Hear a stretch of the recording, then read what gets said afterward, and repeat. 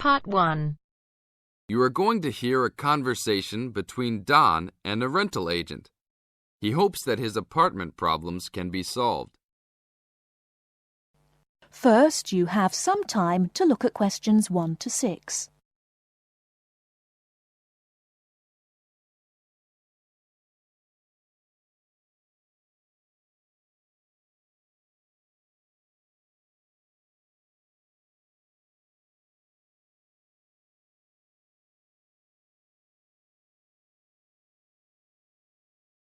We shall begin. You should answer the questions as you listen, because you will not hear the recording a second time. Listen carefully and answer questions 1 to 6. Good morning. I am a rental agency. How can I help? Oh, hello. I'm ringing about some problems I'm having with my apartment. Yes, of course. If I can just get a few details first. What's your name? Don Chester. How do you spell that? Chester. Okay. And the address? Apartment 4, 18 Ruby Lane. Ruby Lane. And that's in... In Newbridge. Oh, yes, I know the one. Could I ask how long is the lease? It's for a year. And you moved in on... Last week. On 24th May. Good, thanks. Now, what are the problems you found? Well, nothing too serious, you know, but a few things that have been building up over a few days. Yes, of course. Well, the first thing is the fridge. The seal on the door is decayed, and we have a small child and need to keep milk cool, so we need to get that done straight away. Okay, that's the fridge for immediate repair. And then there's a little problem with the gas water heater. Uh-huh. The switch is broken. Right. It's not serious and we can still use it. But if you can send somebody over in the next couple of weeks or so, that'd be great. Okay, I've got that. Then we're worried about the front windows. Are they broken? No, but there are no blinds on them. And you know, with privacy these days... And when would you like those done? Oh, it's not really urgent. But there are only thin curtains on the windows, and people are walking past. Yes, we'll have those done for you by next week, don't worry.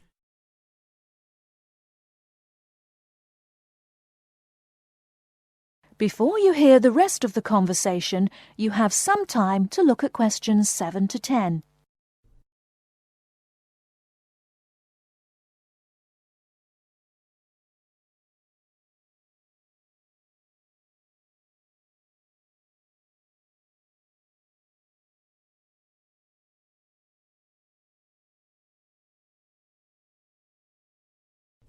Now listen and answer questions 7 to 10. There are only thin curtains on the windows, and people are walking past. Yes, we'll have those done for you by next week, don't worry. And then there's the front door lock. It's getting quite annoying. It often jams and we sometimes have to fiddle with it for minutes before we can get in the apartment. I'd really like to get that fixed up right away. That's no problem.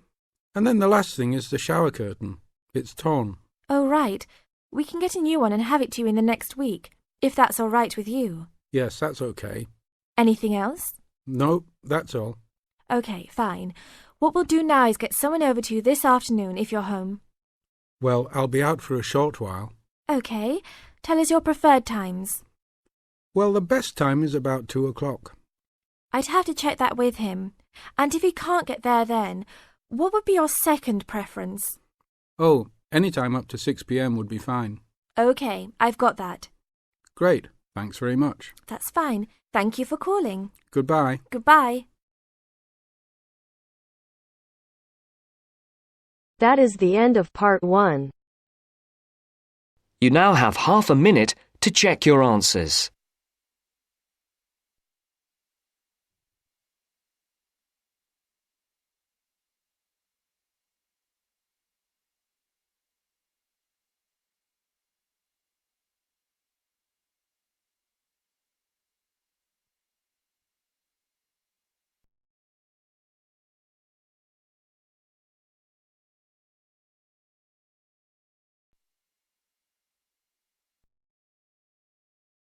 Now turns to part 2.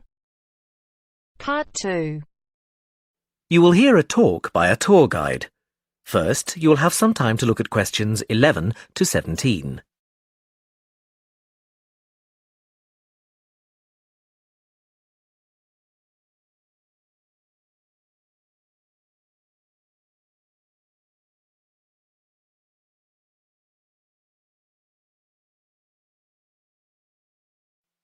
Now listen carefully and answer questions 11 to 17. Welcome to San Fernando City Tours. I'm Mark, your tour guide. We have a lot to see in 3 hours, so make sure you're comfortable. We'll be traveling into the historical district first, and then into the town center. After that, it's out to the harbor, and we'll finish up at the lighthouse, just past the harbor. That will take us up to midday, and after that, you're free to do what you want. At the lighthouse, you'll have a chance to visit the tea room and take photographs of the magnificent coastline.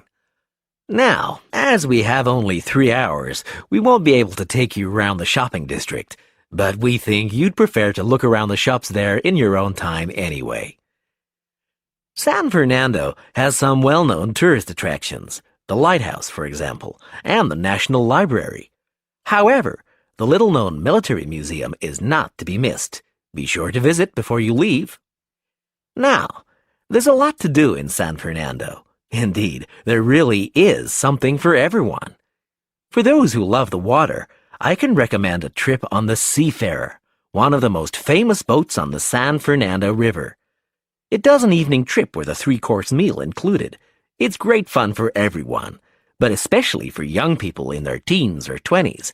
After 9, there's a disco on the boat, and it gets really lively. Then there's a climbing wall near the town center. It's incredibly popular, with a large wall for expert climbers and a smaller wall for novices. There's a junior wall and a creche, so it's a great day out for those of you with kids. And if you like walking, there's some great walking tours. The City Sights tour is highly recommended, as is the walking tour by the coast. But that one's only for the fit, not really suitable for children or the elderly. For more mature people, or those less able to get around, I would suggest a tour around the vineyards.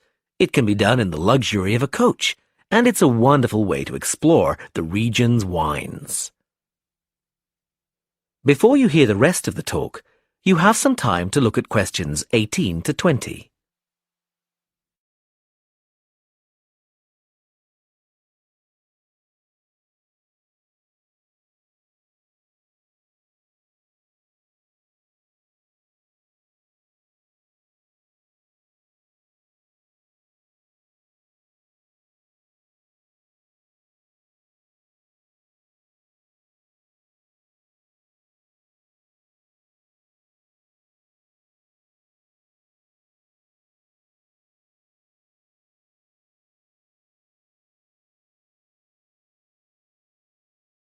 Now listen and answer questions 18 to 20. Naturally, there's a charge for all these attractions, but you can get 15% off if you have an Explorer Pass. If you don't have a pass but would like one, the driver here has application forms. Just ask him for one and fill it out while on the tour. Then you hand it into the tour office. Normally, it costs $10, but this year it's just $7. When you hand it in, you'll get your picture taken for the card on the spot, and then your card is ready to use. Remember to show it whenever you pay for anything. The discounts apply not just to tourist attractions, but some bars and restaurants. Basically, everywhere you see a red Explorer symbol. Ah, we're coming up to the historical district now. If you'd like to look at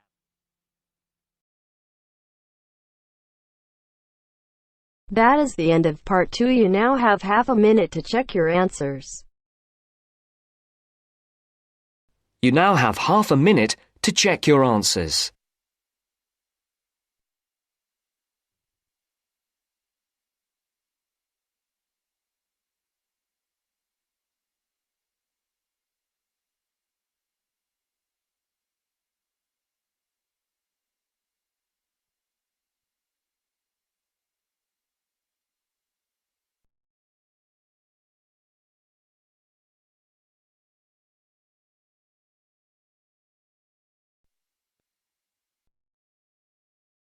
Now turns to part 3. Part 3. You will hear a phone conversation giving information about a health and fitness centre.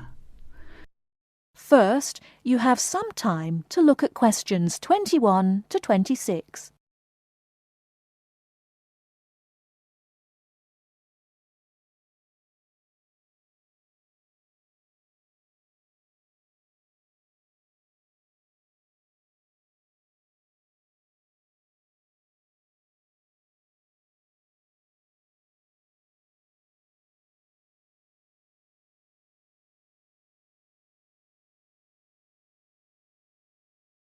Now listen carefully and answer questions 21 to 26.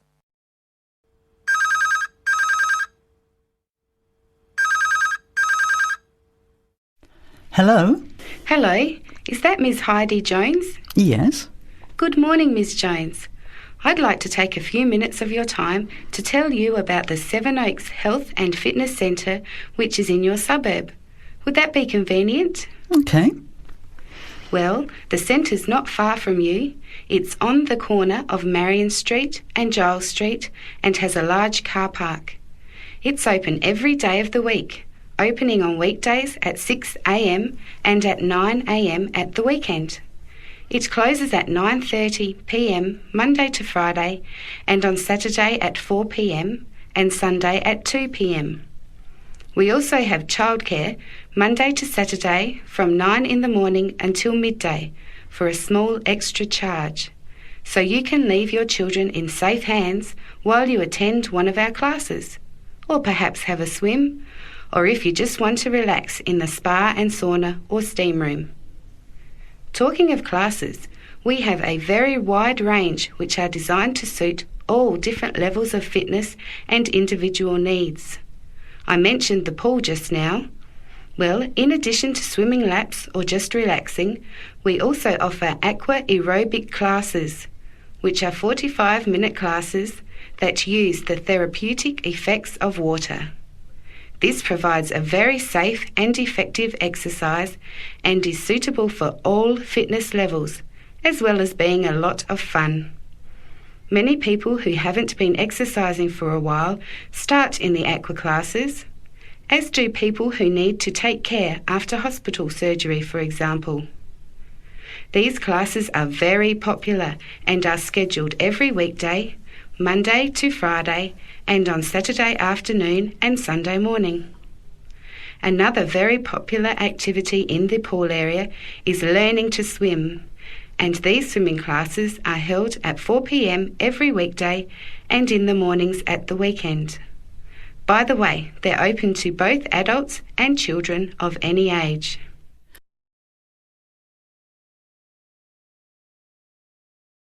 Before you hear the rest of the talk, you have some time to look at questions 27 to 30.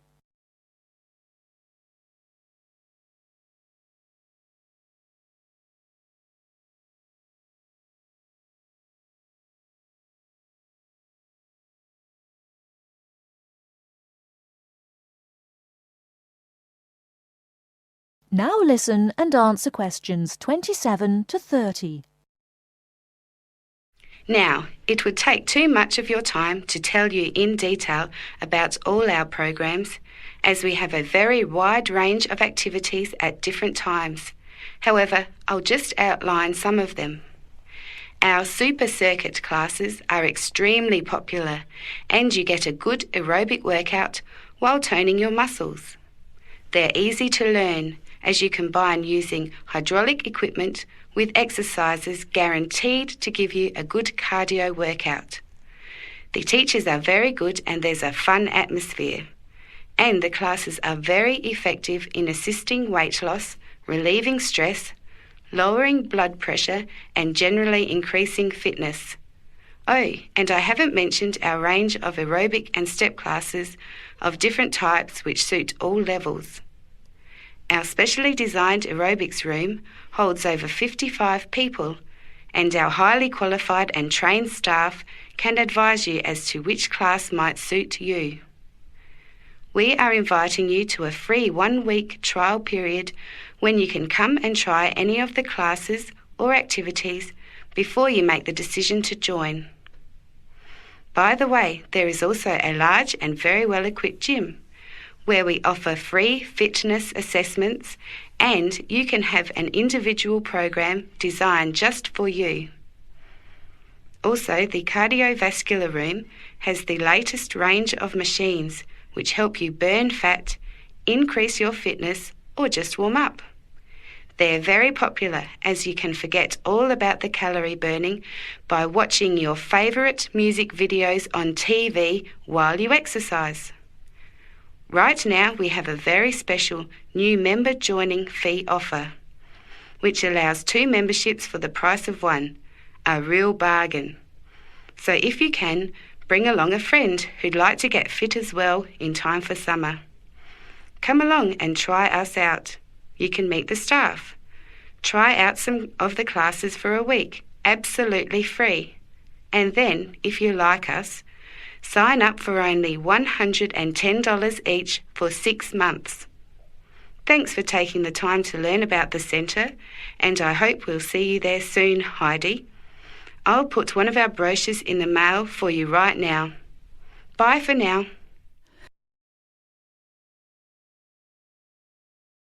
That is the end of part 3. You now have half a minute to check your answers.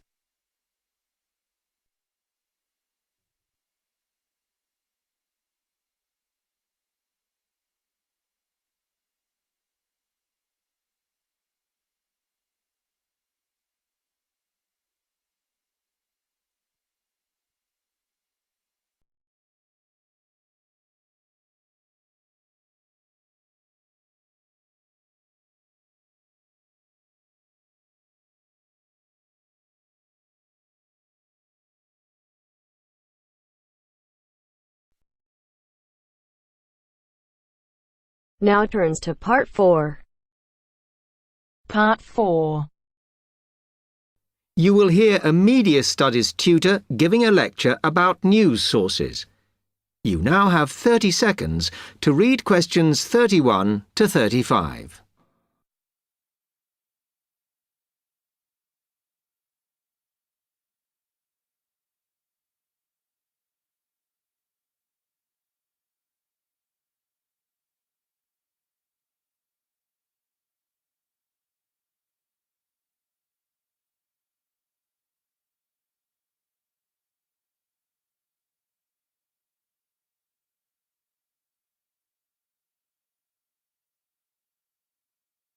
Okay, now many of you will have heard about the predicted death of newspapers, as people increasingly access the TV and the Internet for their news. Today, I want to look at the USA, which has very advanced news sources, to see if this is actually true. In the USA, the main news sources without doubt are TV, the Internet, and the press. That is, traditional newspapers. And although they are each surviving and growing, they are also changing. Obviously, TV news has been around for a while, and the early evening bulletins when people get in from work are very popular. I suppose we traditionally think of the morning newspaper arriving on our doorstep with the daily news. Interestingly, this is not borne out by the statistics, which show that readership in the U.S. is much higher when people have time to relax, when they're not working, especially on Sundays. The Internet is also a popular weekend activity, but shows no variation with weekday access. So people are using the different sources in different ways. Interestingly, local radio has been hit less by the grip of quite strong local newspapers than by the Internet, which is seen to offer a better regional service. But just because the Internet is seen as the new force in news media does not mean it is dominant. Television has, of course, been global for a while, But now technological changes, which have fueled the rise of online news, have also allowed newspapers to print and distribute editions across the world. In fact, Internet news, which is seen as the big competitor for traditional markets, does not offer that much variety. Often, the sources are the online versions of the newspapers, whereas television, in order to offer something different, has had to come up with a much more mixed bag of reporting, from hard news to light reports on celebrity events. Another issue is reliability. The Internet is virtually unregulated, so anything can be reported there, whether true or not. Journalists on newspapers have fought a long, hard battle to fight intervention and to retain the freedom of the press. Television, however, is seen as critical to political power and has become subject to harsh controls about what it can or cannot say. You now have 30 seconds to read questions 36 to 40.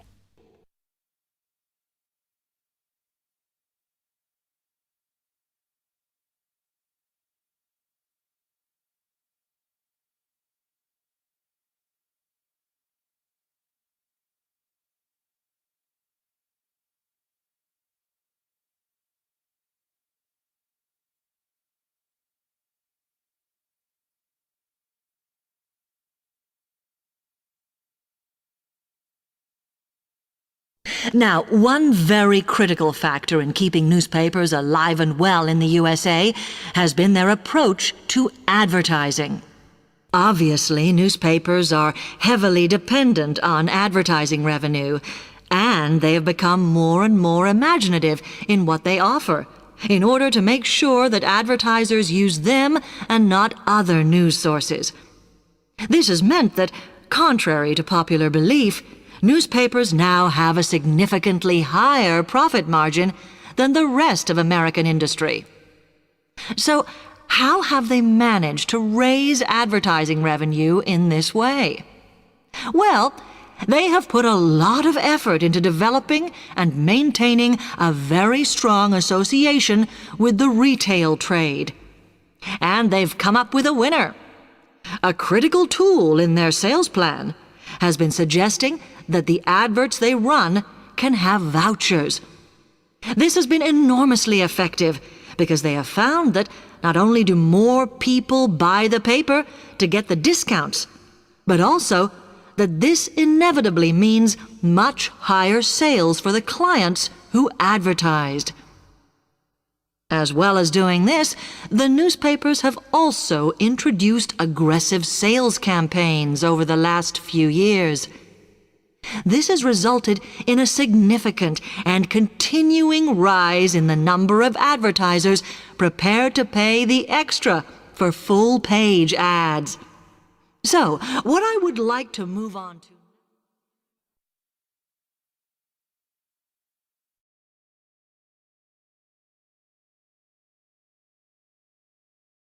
That is the end of part 4. You now have half a minute to check your answers.